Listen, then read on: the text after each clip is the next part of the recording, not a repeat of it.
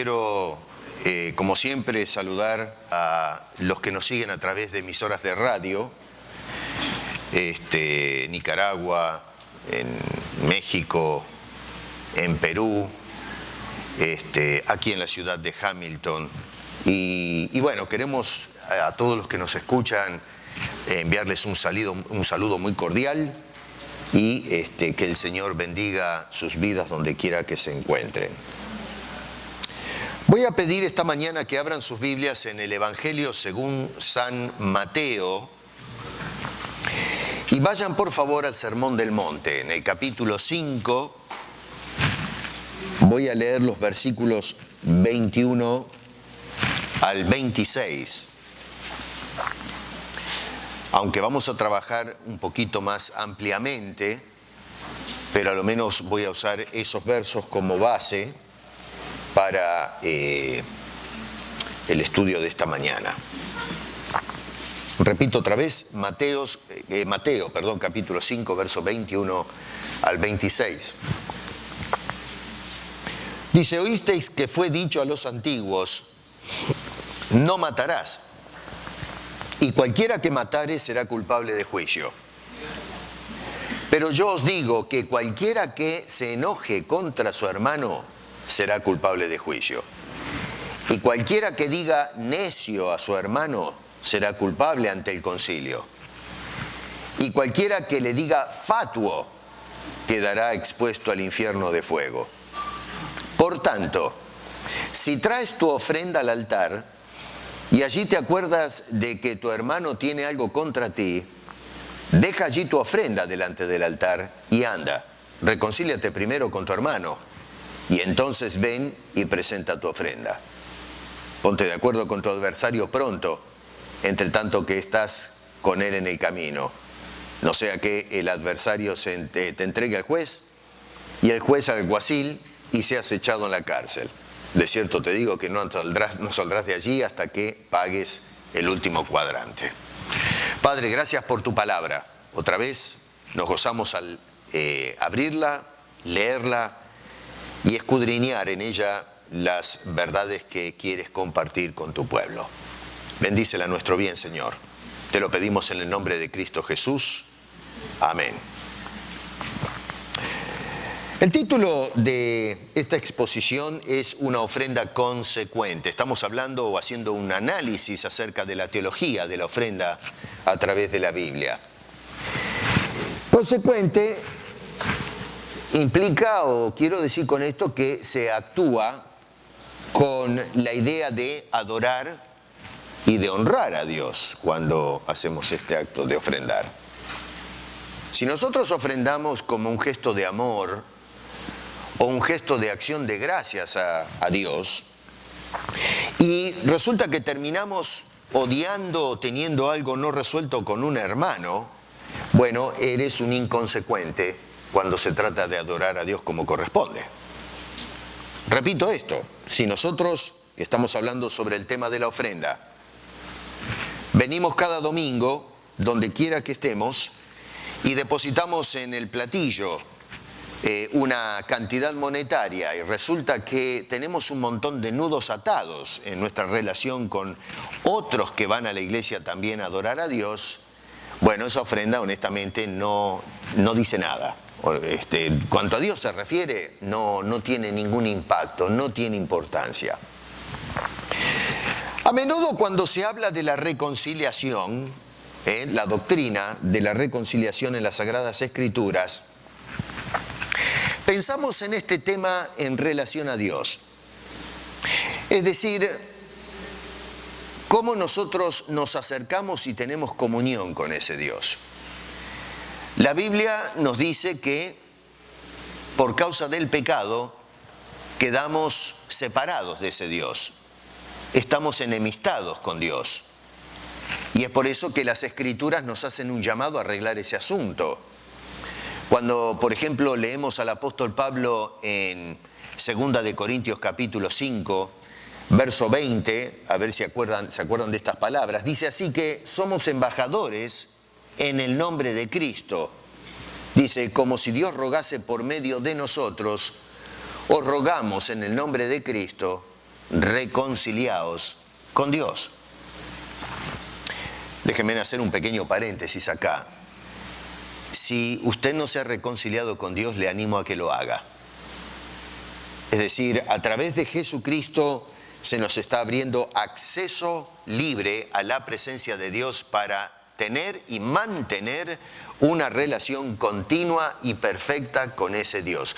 Ya no es un Dios justiciero que está enojado con nosotros por causa del pecado, sino un Dios atento y que quiere atraernos hacia sí para tener perfecta comunión unos con otros. Ahora, eso tiene que ver con la reconciliación en cuanto a Dios se refiere. Sin embargo, tenemos que ver la doctrina de la reconciliación en relación a los hombres.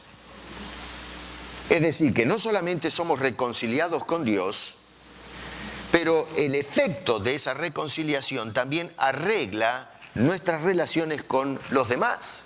Y es por eso que se establece un vínculo de hermandad por causa de haber aceptado la fe cristiana. Ya no estamos hablando de la hermandad humana, que de por sí existe, pero ahora tenemos una hermandad por redención. Somos hermanos en la fe. Es decir, ya no estamos enemistados con los demás. Es una cosa inconsecuente, entonces, que nosotros pretendamos honrar a Dios, entre otras cosas, por medio de las ofrendas, y sin embargo mantengamos una relación hostil entre las personas que adoran a ese mismo Dios. Bueno, pero uno se pregunta, ¿y qué tiene que ver eso con las ofrendas? ¿Qué tiene que ver la doctrina de la reconciliación con el tema de las ofrendas? Porque, vamos a ser honestos, es muy raro equiparar, ¿no es cierto?, el tema de la ofrenda con el tema de nuestra relación con los demás. Y sin embargo existe una estrecha relación en el tema de ejercitar adoración a Dios por medio del acto de la ofrenda y la forma en que estamos vinculados o relacionados con las personas que se acercan también junto a nosotros a adorar a ese mismo Dios. En este incidente que tenemos acá es muy, pero muy interesante y es necesario que lo veamos con mucha atención porque lamentablemente se ha hecho mucho lío con este pasaje bíblico. Y es interesante porque podemos apreciar cómo el tema de la ofrenda es considerado teniendo en cuenta de qué forma estamos vinculados con los demás. Noten ustedes ahí en los versos, 23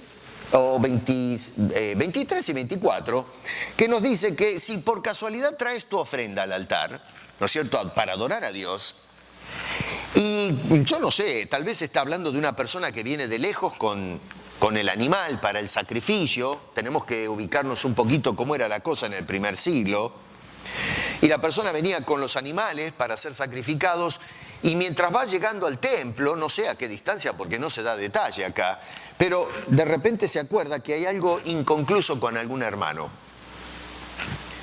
Y entonces el Señor dice, si tú te percatas que hay algo que no está arreglado, deja quieta la ofrenda. No dice que se la lleve de nuevo, dice déjala ahí a la puerta, al pie del altar. Pero tú te das la vuelta y ve a buscar a esa persona y arregla el asunto antes de presentar la ofrenda. Y entonces, cuando se resolvió el asunto, entonces sí estás en condiciones de decir, bueno, yo vengo, Señor, a darte gracias, vengo a adorar tu nombre, y le entregamos ese obsequio, ese gesto de gratitud por lo que Dios es y por lo que Dios hace en nuestras vidas. ¿Lo hacemos eso? Hermano querido, yo creo que eso se hace muy rara vez. Es posible que haya personas que sí tomen en cuenta esto. No voy a decir porque a fin de cuentas yo no tengo la bola mágica, ¿no?, donde puedo saber qué es lo que hay en el corazón de cada persona, solamente Dios sabe eso. Pero es posible, sí, que haya personas que tomen en cuenta las palabras de Jesús, pero en la generalidad, nosotros cuando tenemos un problema con algo, o con alguien mejor dicho, no afecta nuestro culto a Dios. Nosotros vamos a la iglesia, presentamos las ofrendas y se terminó el asunto. Ahora, en los tiempos de Jesucristo, que es donde estamos enfocados ahora, nunca sucedía semejante cosa. Es decir, si hoy hay quizás que encontramos a alguien que lo hace, que vuelvo a decir, es totalmente un cuadro atípico, pero puede ser que encontremos a alguien así. Pero en los tiempos de Jesús, imposible. Nadie, absolutamente nadie pensaba en esos términos como lo plantea el Señor Jesucristo en este caso. Estos versículos, fíjense ustedes que, síganme con sus Biblias, porque van a aprender algo muy interesante. Estos versículos del verso 21 al 26 son parte de una serie de dichos que dice Jesucristo dentro de lo que conocemos como el Sermón del Monte. El Sermón del Monte no lo podemos partir en pedazos porque es un sermón. Es un sermón completo de punta a punta, desde el capítulo 5 al capítulo 7 al final. Entonces, el capítulo 5 es una parte del sermón. Y el verso 21 al 22 es una pequeña parte de todo ese sermón. Así que vayan tomando nota que tenemos que mirar el todo de ese sermón. Cuando yo predico, tengo un tema o una tesis, un punto que quiero expresar, y todo lo que voy desarrollando va apuntando hacia esa tesis. Bueno, Jesús hacía lo mismo. Cuando predicó teniendo en cuenta o en mente hacia dónde quiere llevar a la gente. Así que en este caso tenemos en el capítulo 5 6 dichos que están ligados todos juntos. Y están ligados con una frase, o 2 frases debo decir, que es una especie de fórmula literaria. Están introducidas con un oísteis que fue dicho, pero yo os digo. Ustedes lo encuentran rápidamente ahí en el versículo, estamos en el capítulo 5, versos 21 y 22, versos 27 y 28, esto es para que ustedes después lo lean con tranquilidad en casa, versos 31 y 32, versos 33, 34, 38, 39 y luego 43, 44. ¿Lo ven eso? Lo van a encontrar al principio, dice, pero yo oíste que fue dicho, pero yo os digo. Así que liga, todas esas expresiones ligan todo el capítulo 5. Así que tenemos que mirar qué está pasando acá. De lo contrario, nos salimos de la tangente y terminamos concluyendo cualquier cosa. Por el otro lado, noten que los 6 dichos que aparecen en el capítulo 5 son una respuesta reaccionaria a lo que Jesús ya dijo en el capítulo 4, verso 20. Jesús está hablando de la ley, ¿no? Dice, no penséis, verso 17, que he venido para abrogar la ley, etc. Y en el verso 20, y escuchen que aquí está el meollo del asunto, dice, os digo que si vuestra justicia no fuere mayor que la de los escribas y fariseos, no entraréis al reino de los cielos. Y entonces Jesús presenta estos 6 casos que aparecen en el capítulo 5. No podemos leer verso 21 al 26 y sacar conclusiones. Tenemos que mirar esos versículos en su contexto. Siempre hablo de contexto, qué importante que es eso, ¿eh? Vuelvo a repetir, Jesús entonces dice, si nuestra justicia no es superior o mayor a la de los escribas y fariseos, no hay absolutamente nada que usted y yo podamos hacer para entrar al reino de los cielos. ¿Qué pasa acá? Que para la sociedad de entonces, este gremio de gente que formaba el clero, es decir, los escribas y fariseos, eran el epítome de la conducta religiosa. Esta era la gente que, en fin, había que ejemplificar. Ellos eran el modelo de la piedad religiosa. Esta era gente que vivía constantemente tratando de cumplir una serie de rigurosos rituales, compromisos, formalismos, para poder ellos mismos justificarse delante de Dios. Ellos hacían su propia justicia y hacían su justicia para ser elogiados o aplaudidos por los demás que los veían. La gente los tenía como, qué sé yo, la crema, la nata, ¿no es cierto?, de la sociedad de Israel. Estos eran los hombres de letras, estos eran los hombres de fe, usando términos actuales, los ungidos de Jehová, los ungidos de Dios, la gente que Dios había puesto allí adelante para instruirnos dirigirnos, darnos el ejemplo de piedad religiosa. Sin embargo, noten ustedes que si se van al capítulo 6, en el versículo 1, Jesús les advierte: guardaos de hacer vuestra justicia delante de los hombres para ser visto de ellos. Así que tenemos a los escribas y fariseos que hacían su justicia para ser vistos, y Jesús en el sermón le dice a su audiencia: no hagan eso. Lo que hacen los escribas y fariseos, vuestros maestros, los que les dijeron, cuando dice oísteis que fue dicho, pero yo digo, a esa gente no hagan lo que ellos hacen. No está bien, eso no cae bien con Dios. Estoy parafraseando, haciendo conclusión de lo que dice Jesús. Otra vez, guardaos de hacer vuestra justicia. Y entonces Jesús va a hacer una serie de advertencias de no hacer las cosas que estos individuos hacen, tratándolos de hipócritas. Tenemos en el versículo 2, cuando pues des limosna no hagáis con tocar trompeta delante de ti, como hacen los hipócritas. ¿Quiénes son los hipócritas? Los escribas y fariseos que hacían esta justicia, estas cosas, para ser aplaudidos de la gente. O sea que cuando daban limosna estaba el fotógrafo, el camarógrafo, ¿no?, sacando la foto para salir en primera plana del diario. Miren lo que hizo el escriba, miren lo que hizo el fariseo.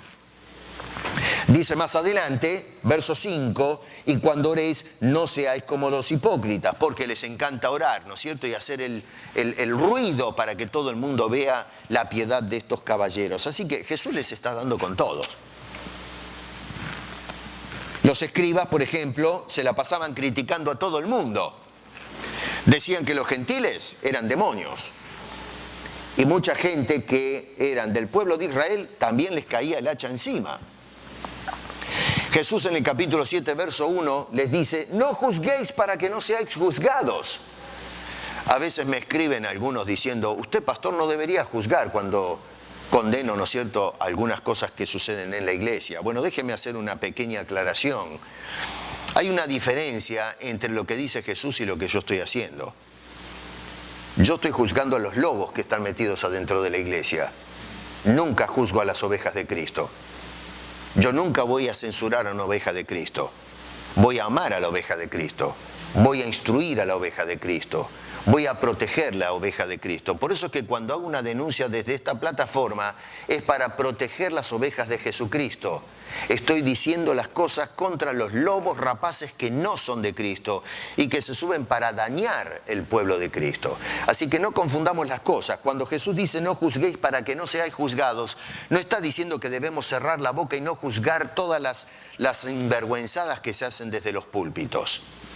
Jesús aquí está justamente haciendo eso, censurando las sinvergüenzadas que hacían los escribas y fariseos. Noten que les dice: no juzguéis para que no seáis juzgados. Verso 5, hipócrita, saca primero la viga de tu propio ojo, el que se justifica a sí mismo, y verás mejor para sacar la paja del ojo de tu hermano.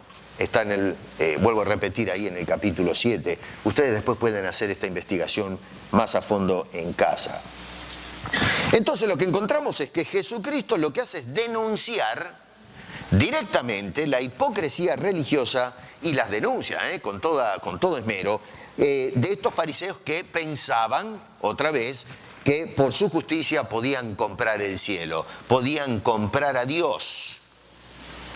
En el capítulo 23 de Mateo, váyanse al capítulo 23, otra vez, esto ya es fuera del entorno del Sermón del Monte, pero noten cómo Jesucristo todavía tenía en mente el problema con los escribas y fariseos. En los versos 2 al 4 podemos decir, dice: en la cátedra de Moisés se sientan los escribas y fariseos. Así que todo lo que os digan que guardéis, guardadlo y hacedlo. ¿Qué dice Jesús? Dice: miren, estos señores enseñan la Biblia. Todo lo que, donde están montados estos hombres es la Biblia. Pero, cuidado, dice: hagan lo que dice la Biblia, pero no hagan lo que hacen estos hombres. ¿Y qué es lo que hacían? Enseñaban la Biblia, pero no la practicaban. Por eso dice allí, fíjense el versículo 3, mas no hagáis conforme a sus obras, porque dicen y no lo hacen. Hay mucha gente que habla hasta por los codos de la ofrenda, Dicen, pero no lo hacen. Y podemos engrupir a la gente, ¿no? De que el tema de la ofrenda, yo doy más, yo doy menos, así se debe ofrendar, no se debe ofrendar, debemos diezmar, no diezmar, qué sé yo, todo un debate. Ya voy a hablar de los temas de los diezmos en su momento, pero tenemos todo este debate acerca de la ofrenda. Pero no podemos engrupir a Dios, tenemos que dejarnos de pavadas. Nosotros pensamos que porque usamos argumentos convincentes con la gente nos metemos a Dios en el bolsillo. Y Jesús, que está mirando, dice, no, a mí no me engrupe nadie. Y dice, ustedes no hagan lo que hacen esos maestros, que se muestran justos y piadosos, se llevan el elogio y los aplausos. Y dice, estos sí enseñan, pero todo lo que están enseñando se va a tierra porque no mueven un solo dedo para hacer lo que ellos enseñan o predican. Así que les dice, cuidado con esta gente. Dice, lo que ellos enseñan en cuanto a la Biblia se refiere es bíblico, pero en cuanto a la conducta o la aplicación que ellos hacen de las cosas que enseñan, cuidadito. Dice, porque atan cargas pesadas y difíciles de llevar, las ponen sobre los hombros de los hombres, o sea, las obligaciones, pero ellos ni con un dedo quieren moverlas. Miren qué gente, ¿no? Los escribas y fariseos. Flor de gente, ¿eh? Y bueno, más adelante, para ir resumiendo un poco, si ustedes ven el capítulo 23, va a ser una serie de acusaciones que son impresionantes. Jesús dice, verso 13, ¡ay de vosotros, escribas y fariseos hipócritas! Aparece en el verso 14, verso 15, verso 16... Verso 17 cambia el tono y dice, insensatos y ciegos. El que dijo que no hay que juzgar. Miren si no hay que juzgar. En el versículo 19, necios y ciegos. Verso 23, ay de vosotros, escribas y fariseos hipócritas. Verso 24, guías ciegos. Vuelvo a repetir la misma cosa. Verso 25, verso 26, fariseo ciego. Verso 27 otra vez vuelve a la misma tónica. Verso 29 y termina con esta declaración en el verso 33 diciendo, serpientes, generación de víboras. Miren ustedes si no tenía palabras para decirle a estas personas, a estos individuos. El resumen de todo esto, del por qué Jesús le habla así tan fuerte, lo tenemos en el verso 27 y 28. Que pienso que explica bien la cosa en una forma bien entendible. Dice, escribas hipócritas, porque sois semejantes a sepulcros blanqueados, que por fuera, a la verdad, se muestran hermosos. Las lápidas están limpias, lustradas, son de mármol, qué sé yo, le pasan el plumero. Dice, más por dentro están llenos de huesos de muertos y de toda inmundicia. Así también vosotros, escribas y fariseos, por fuera, a la verdad os mostráis justos. Se muestran justos delante de la gente, pero por dentro, dice, están llenos de hipocresía e iniquidad. Volviendo otra vez al capítulo 4, verso 20, entonces Jesús, habiendo visto esto, nos damos cuenta por qué Jesús lanza esta protesta y dice, si vuestra justicia no fuere mayor que la de los escribas y fariseos, dice, no entraréis en el reino de los cielos, en el reino de Dios. De más está decir que Jesús acá está diciendo, esta gente no entra. Y todos los que imitan esa teología, esa manera de adorar a Dios, tampoco van a entrar al reino de los cielos. O sea que encontramos a Jesús dando un golpe letal, brutal, a la teología de las obras, de la propia justicia que promovían y que trataban de practicar estos individuos, que era toda una farsa. Entonces Jesús decía, oísteis que fue dicho, ahí en el versículo 21 en adelante, y ustedes ven a través de todo el capítulo que dice, por ejemplo, oísteis que fue dicho, no adulteres. Primero dice, no mataréis. Luego dice, no adulteres. Dale carta de divorcio a la mujer que ha sido repudiada. No perjures. No, ojo por ojo, dice en el capítulo 5, verso 38. Y al final dice, ama a tu prójimo, pero a tu enemigo, odia a tu enemigo. Eso es lo que enseñaba esta gente. Eso era lo que los escribas y fariseos enseñaban al pueblo. Y no solamente eso, pero ellos cumplían a rajatabla esas cosas que enseñaban al pueblo. O sea que en un sentido sí eran consecuentes con lo que enseñaban, pero no eran consecuentes con la enseñanza bíblica. era simplemente un grupo de tradiciones. Ahora, lo que llama la atención es que Jesucristo, a lo que enseñaban estas personas, va mucho más lejos. No es asunto de cumplir la letra como hacían estas personas. El Señor Jesucristo por eso dice, oíste que fue dicho, pero yo os digo. Y noten ustedes qué interesante cómo asume toda la autoridad del caso. Ellos les enseñaron y promueven y practican una cosa, pero lo que vale acá es lo que yo digo. Así que a quien tenemos que prestarle atención es a Jesucristo, no lo que enseñan los maestros. Y apreciamos que Jesucristo llevaba los mandamientos aún más lejos que estas personas, es decir, se mueve de un formalismo externo de hacer algo al interno, el de las emociones y los sentimientos que nos mueven a actuar de cierta manera. ¿Se van dando cuenta que el cuadro hay que mirarlo con más cuidado y no a la ligera? Los escribas, por ejemplo, enseñaban que si se hacían o no se hacían ciertas cosas, estaba todo bien. Por ejemplo, si tú, verso 27, ¿no es cierto? No adulteres. Es decir, no te vayas con la mujer o no te vayas con el hombre hoy día, ¿no? Hoy cambiaron un poco las cosas. Pero eso no se hace. Ahora, si tú deseas a la persona, te la quieres comer cruda, la persona esta, o qué sé yo, no te varías en tu mente, la lujuria te consume, bueno, mira, eso está bien, eso sí, no la toques. O sea que si adentro tuyo te está cocinando el pecado, ¿no es cierto?, pensamientos de este tipo, quédate tranquilo, mientras no cometas el delito, está todo bien. Eso es lo que enseñaban los escribas y fariseos, por eso Jesús dice, oíste que fue dicho no cometas adulterio, pero yo les voy a mostrar cómo es la cosa. Y entonces Jesús dice, desde el momento que tú estás deseando a esa otra persona cuando no te corresponde, ya cometiste el pecado. No es un asunto de acción. Nosotros no podemos justificarnos delante de Dios sintiendo asquerosidades. ¿Se dan cuenta por qué Jesús lleva esto mucho más lejos a cómo lo interpreta? Hoy día, a ver, una persona dice, mientras no, usted cometió adulterio, no, pero resulta que se va a dormir y está pensando, queriéndose agarrar a la otra persona.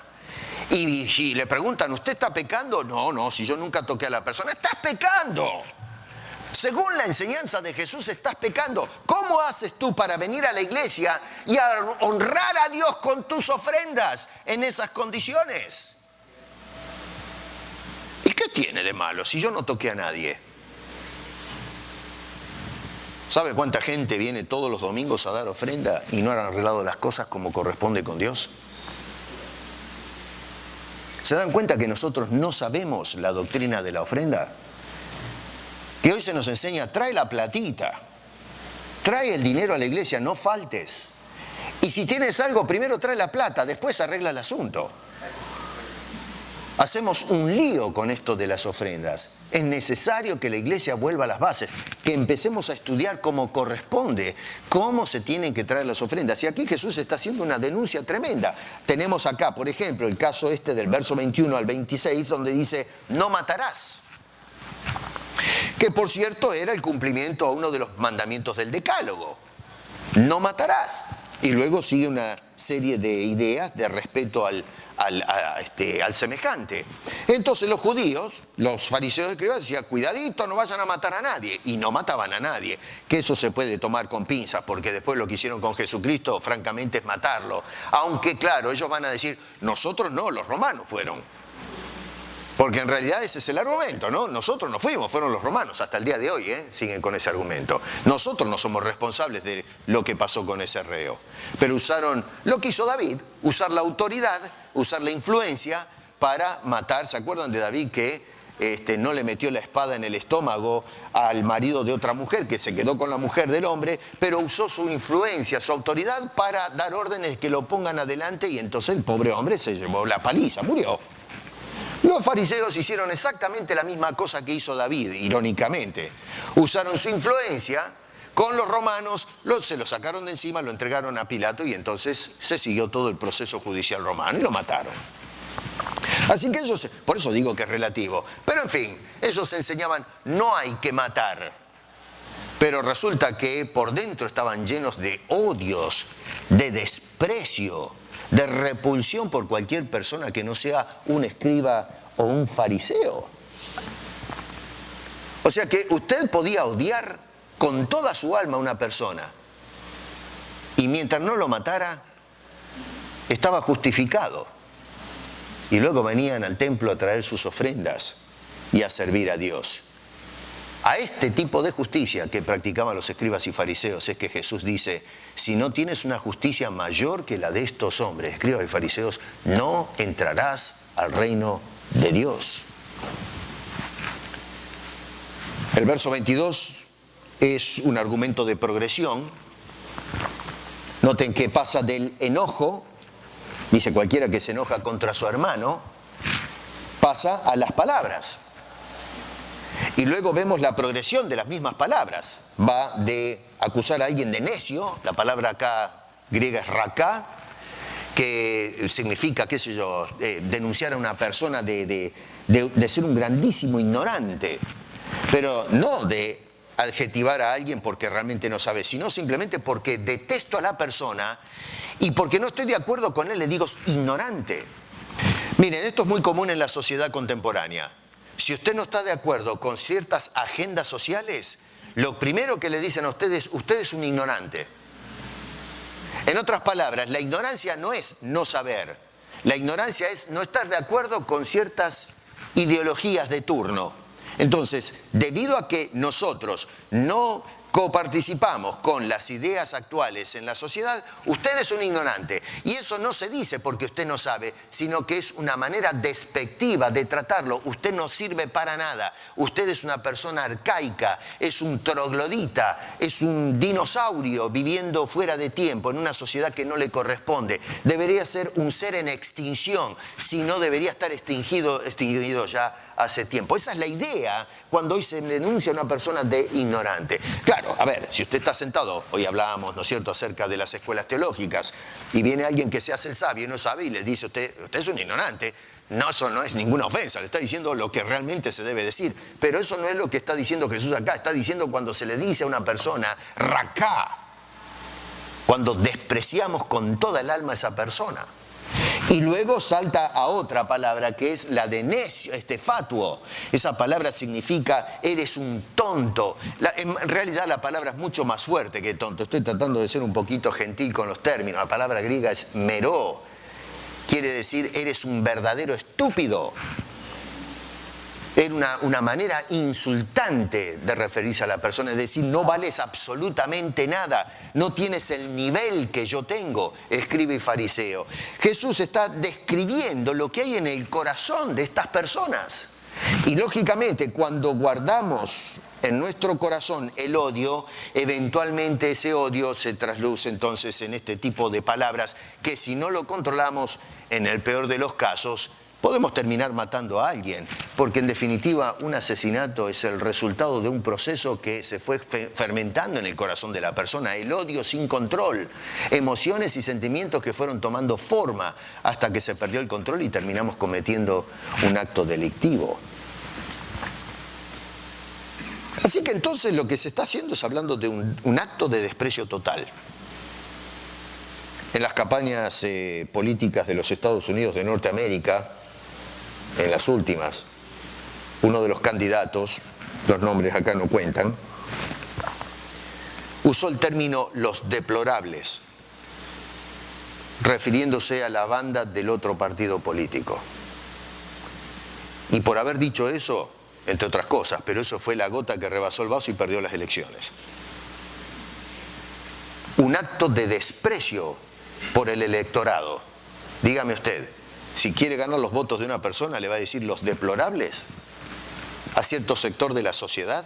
Bueno, eso muestra un desprecio, una falta de respeto por los otros. Y los otros, los latinos, porque a veces apuntamos con el dedo al país vecino, pero en Latinoamérica no somos mejores. Es más, me atrevo a decir que somos más maleducados cuando hablamos de los candidatos. No quiero hablar de política, ese no es el tema. Es cuando nos referimos a los otros en una forma despreciativa, vulgar, derogativa.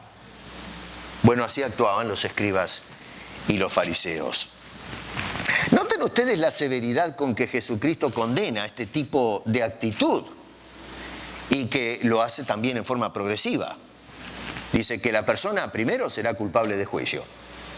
Todavía no va a la corte, pero ya tiene delito.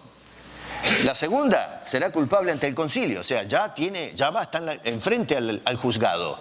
Y la última, cuando dice allí la palabra fatuo, dice expuesto al fuego eterno. O sea que vemos el proceso de decadencia por no haberse puesto freno a un curso de acción y de emociones que están llevándonos a un punto final y del cual no hay retorno. Así que, en otras palabras, es una persona religiosa, lo que describe Jesús, pero que no tiene la salvación o la vida eterna. Por lo tanto, dice en el capítulo 4, al final del verso 20, que esa persona no va a entrar al reino de los cielos. Entonces, Jesús lo que está haciendo en definitiva es llamando la atención a este tipo de justicia falsa, superficial, externa. Jesús les hace un llamado solemne a cómo practicar correctamente la justicia de Dios en los versículos 23 y 24. Por eso es importante mirar todo esto. ¿Cómo es? ¿Cómo se hace justicia? La justicia que Dios aplaude. Bueno, en los versos 23 y 24 te lo está mostrando en este ejercicio de traer la ofrenda. Otra vez dice, por lo tanto, si traes la ofrenda y te acuerdas de que hay algo con tu semejante, con tu hermano, para ahí, no traigas la ofrenda. Primero ve y haz las cosas que corresponden, que son prioritarias. Ve y arregla la cosa con tu hermano. ¿Cómo vas a ir a adorar a Dios con el corazón palpitando de rabia, de bronca contra el otro que va contigo a adorar a Dios? Eso es inconsecuencia. Dice, no, arregla ese asunto con esa persona para que luego los 2, los 3, los 4 vengamos todos juntos delante de ese Dios con nuestros obsequios, nuestras ofrendas y lo honremos como corresponde y no que estemos insultando la integridad y la santidad de Dios cuando venimos todos hechos un ejército enemistado y venimos a decirle a Dios gracias por tu salvación y por tu amor. Es una cosa de locos esto. Bueno, eso es lo que está diciendo el Señor Jesucristo. Noten que primero va la reconciliación y después la ofrenda. ¿Lo dieron? ¿Se dan cuenta de eso? Dice otra vez, reconcíliate primero, luego trae la ofrenda. Ni siquiera dice primero la ofrenda y después la reconciliación. Hoy día lo que van a escuchar es, hermano, usted tiene problemas con el hermano, primero traiga la plata. Primero la ofrenda, hay que continuar la obra, hay que traer las ofrendas, porque la iglesia tiene que seguir adelante, la obra de Dios tiene que seguir adelante, tenemos que predicar el evangelio, así que usted tiene que divorciar su compromiso con la iglesia, traiga la plata. Y luego le recomiendo vaya y arregle con su hermano. Bueno, eso es lo que enseñan desde el púlpito. Jesús dijo que es al revés. Usted no está colaborando con la obra de Dios cuando está torpedeando la obra de Dios, manteniendo enemistad con un hermano. Eso es inconsecuencia. Usted trae dinero, pero no está colaborando con la expansión del reino o con la mantención del cuerpo de Cristo. Lo está masijando. Eso ofende a Dios. Dice, primero reconcíliate, después trae la ofrenda. Ni siquiera podemos venir con las dos cosas debajo de la manga. Es decir, ofrenda y reconciliación en el camino. No, dice primero reconcíliate y después trae la ofrenda. Porque uno podría decir, bueno, está bien, entiendo que primero ofrenda, después reconciliación no va, me parece que ahí se nos va la mano. Pero ¿qué tal si voy de camino reconciliándome con la persona y vamos los dos con la ofrenda? O llegamos al altar y cuando entregamos la ofrenda, ahí hacemos las paces. No, arregla primero el asunto y los dos vengan a adorar a Dios, reconciliados. Ahora, yo no sé, pero cuando miro las enseñanzas de Jesús y lo aplico a la manera de pensar de hoy, decimos, no llegamos ni a los talones a las enseñanzas de Jesús. Hemos hecho un desbarajuste con las enseñanzas del Señor. Escuchamos a los escribas y fariseos. Oísteis que fue dicho, pero no lo que Jesús dice. Noten ustedes que Jesús le da la vuelta al asunto. Porque cuando miramos los versos 21 y 22, encontramos a un ofensor, ¿no es cierto? Uno que tiene rabia, que insulta al hermano, le dice necio, le dice fatuo. Entonces, lo lógico, y es la manera en que lo entendemos, es que antes de llevar la ofrenda, lo que tengo que hacer yo, que traté de necio y fatuo a mi hermano, es ir y arreglar la cosa con él y decir, mira, perdóname viejo, se me fue la mano. La verdad, estás acá, ¿no? Me cuesta tragarte, pero yo quiero presentar la ofrenda, así que, viejo, te pido por favor sentate ahí, perdóname, vamos a tomar un mate juntos, vamos a arreglar este asunto, y entonces así puedo ir a la iglesia a ofrendar.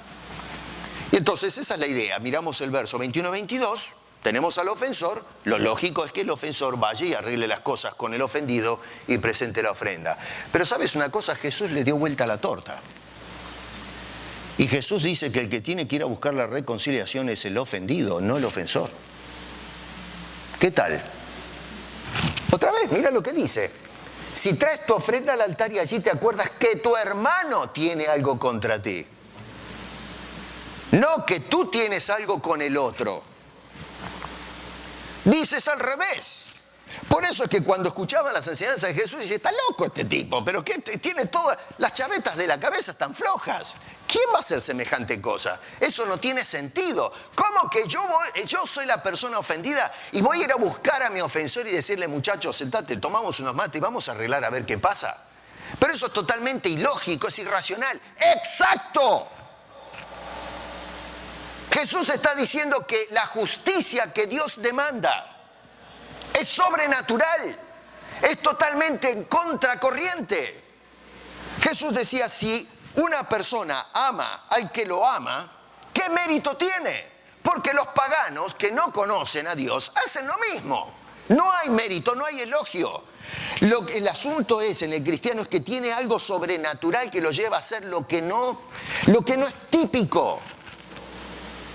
Eso es lo que observa el Señor y que apunta en este caso. Si una persona tiene algo contra ti, tú eres el que has de tomar la iniciativa y vas a ir a buscar a esa persona y vas a conversar con esa persona, vas a orar con esa persona y lo vas a ganar. Por amor vas a tratar de conquistar el corazón de ese que te odia. El Señor te va a ayudar, te va a bendecir para hacerlo, pero tienes que tener esa iniciativa, ese dominio propio para sacarte el ego de encima y decir, ¿cómo me voy a rebajar yo con este pedazo de bruto? Bueno, sí, eso es lo que se nos pide, que nos humillemos y vayamos a Él y le digamos, hermano, por el amor de Dios, hablemos. Para que tú y yo ahora volvamos y digamos, Señor, aquí están tus ofrendas, nuestros corazones. Y cuando entregamos el billete o lo que sea, Dios se place en eso, porque no es el dinero lo que cuenta, sino las personas, los corazones que se entregan a Dios. Díganme ustedes, hoy día, ¿la gente hace eso? Vuelvo a repetir, probablemente nos tragamos el cuentito de Jesús de que, bueno, me tengo que reconciliar y después traer la ofrenda. Pero que encima me diga que el que me dio la patada a mí, yo tengo que darme vuelta, tragarme la patada, ir a buscarlo y reconciliarme con él. ¿No es eso lo que enseñó Jesús? Si te pegan en una mejilla, pon la otra. ¿Quién hace eso? Cuando dice, si te ponen la carga y te dicen, ve una milla, tú ve con dos millas con esa carga. ¿Quién hace eso? Sí, muchas veces escuchamos esto y decimos, amén, amén, amén. Los escribas y fariseos decían amén, enseñaban el amén, pero no lo hacían. Y eso es lo que denuncia Jesús. Hoy el cristianismo ha caído en el mismo defecto. Hablamos, decimos, pero no hacemos lo que decimos. ¿Cuántas veces escuchamos estas hermosas enseñanzas y decimos, amén, amén, bendito sea el Señor? ¿Pero lo hacemos? No, no lo hacemos. Vuelvo a repetir, quizás hay algún marciano, ¿no es cierto?, dentro del cristianismo que hace este tipo de cosas, pero es difícil, yo tengo que buscarlo con la lupa, No existe eso, nos hemos acostumbrado a darle vuelta a estas cosas, pusimos las prioridades al revés. Está centrado en mí la teología contemporánea y la teología de la ofrenda, no en Dios y en hacer su voluntad. Así que el Señor Jesucristo da vuelta a toda la la enseñanza de la lógica para enseñarnos cuál es la teología correcta de la ofrenda y presentarnos y que el Señor entonces acepte ese regalo, ese obsequio que nosotros presentamos. Ahora bien, puede ser que en algunos casos, yo tomo la iniciativa y la persona a quien voy a buscar me dice, yo no quiero hablar más con vos. Bueno, pero ya ese no es mi problema, ese es el problema de la persona con Dios. Tú hiciste tu parte, tú ve y reconcíliate. Así que yo voy a mi ofensor y le digo, ¿sabes qué? Yo quiero arreglar este asunto. Y si la persona dice, mandate a mudar, si no te tiro con un cascote por la cabeza. Ok, fenómeno. ¿No es eso lo que hizo el Señor? Vino a buscar a los perdidos y le dieron la espalda. Y Jesús se dio vuelta y se fue. Así que no tenemos la obligación de ganarlo, eso ya es un asunto del Espíritu Santo y la persona que es el ofensor. Pero nosotros hicimos nuestra parte. Y ¿saben una cosa? Dios nos dio el ejemplo supremo de que sí se puede hacer. Porque nosotros somos los ofensores. Nosotros ofendimos a Dios con el pecado. Dios no nos ofendió a nosotros.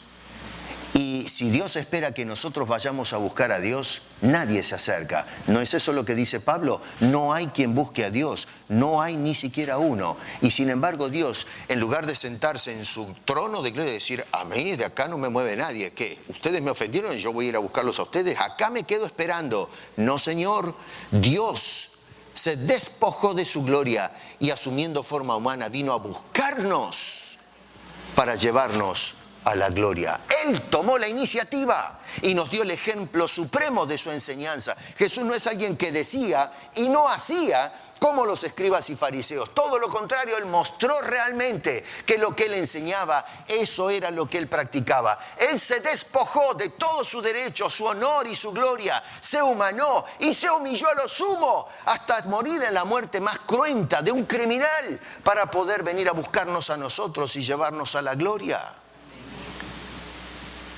Nosotros tenemos el buen ejemplo dado por Jesús, no por los escribas y fariseos.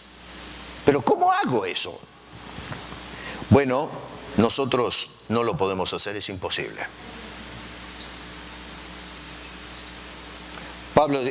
Jesús dice, si tu justicia no es mayor a la de los escribas y fariseos, olvídate del cielo. Bueno, pero ¿y quién hace eso? Nadie lo hace. Y es por eso que necesitamos al Señor. La Escritura dice que el amor, la benignidad, la paciencia es fruto del Espíritu de Dios en nosotros. La única manera de sentir ese amor sacrificial, ese interés por el que me ofendió, es teniendo a Dios en nuestras vidas y el Dios el que va a producir en nosotros lo sobrenatural, lo atípico, lo que es anormal para el hombre contemporáneo y nos va a mover a hacer ese sacrificio para Dios por amor a esa persona. Y Dios que mira las ofrendas está mirando cómo tú estás entregando en el altar de la ofrenda tu misma dignidad. Se la entregas a Dios, te humillas para que la gloria de Dios sea exaltada. Y entonces Dios opera para ganar a ese testarudo, ese que es el ofensor, y entonces ambos se conviertan en adoradores. Y qué placer produce en el corazón de Dios ese tipo de ofrendantes. Sí se puede. Dios puede. Yo no puedo. Ningún hombre puede. Miren qué tan buenos eran los escribas y fariseos para cumplir la ley. Sin embargo, no podían. Pero con la ayuda de Dios, el Espíritu Santo, sí se puede. Por eso dice el Señor en el verso 48, sed pues vosotros perfectos como vuestro Padre, no como los escribas y fariseos, sino como vuestro Padre que es perfecto. Ese es nuestro modelo, ese es nuestro ejemplo. Vuelvo a repetir, si la justicia de ustedes no es mayor a la de los escribas y fariseos, está sonado. Bueno, pero ¿cuál es mi punto de referencia? La justicia divina. Pero ¿cómo llego ahí? Dios se encarga de hacer eso. Primero dando a su Hijo para morir por nuestros pecados y luego sellándonos con su Espíritu, ahora produce fruto que ha de moverme a hacer lo que es para el hombre natural un imposible. En definitiva, sacamos ya para terminar tres cosas o tres conclusiones de todo esto. Número uno, la ofrenda debe ser un espejo. Escúcheme bien, un espejo que refleja nuestros sentimientos hacia Dios y hacia nuestros hermanos. Si el espejo está nublado, nuestra imagen va a estar nublada. Entonces, cuando nosotros ofrendamos a Dios la ofrenda, está reflejando nuestras intenciones. Acuérdense de Abel y Caín. Los dos reflejaron lo que había en su corazón. ¿Se acuerdan que fue la primera disertación que hicimos sobre este tema? Dios miró a Caín y su ofrenda y miró a Abel y su ofrenda. No al revés, la ofrenda de Abel y entonces Abel. No, dice, vio a Abel. Y el resultado de lo que había en el corazón de Abel se vio en la ofrenda. Y con Caín dice, rechazó la ofrenda de Caín. ¿Por qué? Porque vio que Caín no estaba en orden, dice, y no aceptó a Caín y su ofrenda. Así que la ofrenda es el reflejo de lo que hay en cada uno de nuestros corazones. Los escribas y fariseos venían al santuario trayendo sus ofrendas, y sin embargo estos hombres no daban la talla. Así que número uno, atención, la ofrenda es un espejo que refleja nuestros sentimientos y nuestras acciones delante de Dios y de los demás. Número dos, la ofrenda debe ser presentada después de haber obedecido a Dios en esto que nos enseña Jesús. No puedes presentar, o sea, la puedes presentar, sí, pero estás ofendiendo a Dios. Como hizo Israel, ¿se acuerdan? En Isaías capítulo 1. No puedes presentar ofrenda en desobediencia a Dios y esperar que Dios acepte esa ofrenda. Nunca va a suceder. No sucede. Hoy mucha gente trae mucha plata al templo en ofrendas y viven vidas de desobediencia. Bueno, esa ofrenda no pasa del plato o de la cuenta financiera del que se agarró el dinero. No pasa de eso. No estás supliendo para la gloria de Dios y para el avance de su obra. Aunque entregues mucho dinero, la gracia no tiene precio, no se compra. Y número 3, la ofrenda jamás compra el perdón o la aprobación de Dios cuando estamos en desobediencia. Jesús dijo de los escribas y los fariseos en el capítulo 23, verso 23, ¡ay de vosotros, escribas y fariseos hipócritas! ¿Por qué? Dice, porque diezmáis. Miren qué interesante. Hipócritas, porque traen diezmos. Dice, y miren qué interesante, porque diezmaban todo, diezmaban más de lo que pedía la ley. Dice, se diezman, dice, la menta, el eneldo, el comino, los granos más pequeños, las cositas más insignificantes, hasta eso sacaban el 10% y se lo traían en ofrenda a Dios. Dice, lo diezman todo. Y luego agrega esto, Señor, dice, y dejáis lo más importante de la ley. ¿Y qué son? La justicia, la misericordia y la fe. ¿Te das cuenta que tenemos todo el cuadro dado vuelta? Nosotros dicen, traiga los diezmos de todo lo que gana, hasta el último centavo. Si se ganó una rifa, también tiene que traer el diezmo de eso. No se salvan. Si le trajeron un regalo de cumpleaños, no se olvide de sacar el diezmo del regalo de cumpleaños. Nada se salva. Nosotros, pero miren, le sacamos el diezmo hasta el comino, el eneldo, todo lo que hacía esta gente. Pero después andamos como la mona. Y Jesús, que mira las cosas como son, dice, no. Ustedes se pueden engrupir con todo esto de la doctrina de los diezmos y las ofrendas, pero con Dios eso no va, dice Jesús. Yo estoy mirando y estoy esperando ver lo más importante de la ley, que es la conducta delante de Dios. Conducta de obediencia, de sumisión a su voluntad, a su santa palabra. En conclusión, la ofrenda entonces está relacionada, te das cuenta, a la doctrina de la reconciliación, no solo con Dios, sino también con tu hermano en la fe. Hoy se ofrenda mucho, pero se obedece poco. Hoy se ofrenda mucho, pero se ama poco. Hoy se ofrenda mucho a Dios, pero se desatiende a la palabra de Dios. Hermanos, nuestra ofrenda tiene que ser una ofrenda consecuente. Dejémonos de mitos acerca de este tema y volvamos otra vez a practicar este culto a Dios y lo que es el tema de la ofrenda como Dios dicta en su santa palabra, y no como los escribas y fariseos de hoy pretenden enseñar. Oísteis que fue dicho, pero yo os digo. Padre Celestial, te damos gracias por darnos orientación correcta acerca de este tema de la ofrenda. Ayúdanos a que cuando nos presentamos delante de ti lo hagamos en forma íntegra y transparente. Que hayamos arreglado nuestras cuentas contigo y con los demás. Si yo he ofendido, mueve mi corazón al arrepentimiento. Si yo soy el ofendido, ayúdame, Señor, a ser un imitador tuyo y sacrificar mi ego, mi orgullo, para tu gloria